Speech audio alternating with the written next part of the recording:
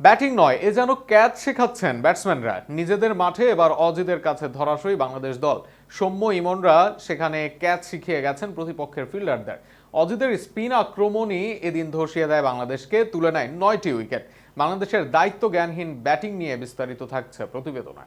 ODI সিরিজে দাপট দেখায় জয় পায় সিরিজ। শেষ ম্যাচ হারলেও ছিল লড়াকু মানসিকতা। সেই সিরিজে অনেকেই আছেন টি-20 দলে, তবে এবার ভিন্ন চিত্র বাংলাদেশ দলের। ব্যাটে বলে মনোযোগের অভাব স্বাগতিকদের, বরং এলোমেলো শটেই আসলো যাচ্ছে তাই ফলাফল। আর তাতে প্রতিপক্ষকে ক্যাচিং প্র্যাকটিস করিয়ে অজিদের কাজটা সহজ করে দিলেন বাংলাদেশের ব্যাটসম্যানরা। সাগরিকায় শুরুর পাওয়ার প্লেতে বাংলাদেশ তুলে 52 রান, হারায় 2 উইকেট। ধারণা করা হচ্ছিল বড় রানের দিকেই সহজেই যাবে বাংলাদেশ দল, তবে মিডল অর্ডারে সবাই যেন ছিলেন আসা যাওয়ার মিছিলে, বরং সেখানে এলোমেলো শটে আউট হয়ে ফিরেছেন অনেকে। অধিনায়ক তাওহিদ হৃদয় বোল্ড হয়ে ফিরেছেন, শেষে ফ্রিজ করেছেন লেগ বিফোরের ফাঁদে পড়ে।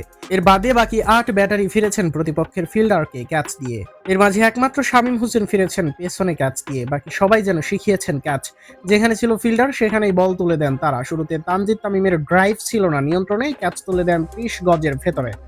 রানে ফেরার আভাস দেখান সাইফ হাসান, তাতে করতে থাকেন দারুণ শট। তবে রেনশুর বলে তিনিও ফেরেন এলোমেলো শটে। শুরু থেকেই ধুকছিল সৌম্য সরকার, একসময় ইনসাইড আউট হয়ে যান সৌম্য সরকার, তবে সেই শট চলে যায় ফিল্ডার বরাবর।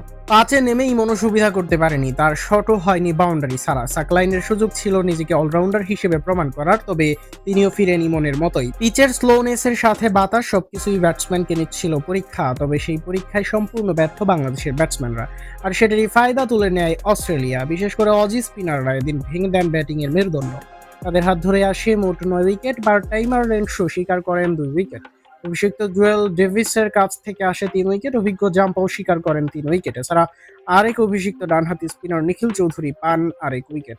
একমাত্র রেনশো বাদে সব স্পিনারই দেন 6 এর কম ইকোনমিতে রানে। যেন স্পিন দিয়ে বাংলাদেশ দাপট অজিদের। শেষ পর্যন্ত ম্যাচের নিয়ন্ত্রণও পায় অজিরা। ব্যাটিং ব্যর্থতার পর অস্ট্রেলিয়াকে মাত্র 132 রানের টার্গেট দেয় বাংলাদেশ দল। মাত্র 5 উইকেট হারিয়ে সেই লক্ষ্য পূরণ করেন অস্ট্রেলিয়া, জয় পায় 2 ওভার হাতে রেখেই। ঘরের মাঠে অভিষিক্ত পার্ট টাইমারদের দিয়ে বাজিমাত অজিদের, তবে তাতে বড় দায় বাংলাদেশের ব্যাটসম্যানদেরই। যেভাবে আউট হয়েছে তারা, সেটা অনেকটা দৃষ্টিগত, যার ফলভুক্ত হয়েছে দলকে। এ থেকে আগামী ম্যাচে শিক্ষা নিতে হবে বাংলাদেশকে, যদি তারা ঘুরে দাঁড়াতে চায় সিরিজে।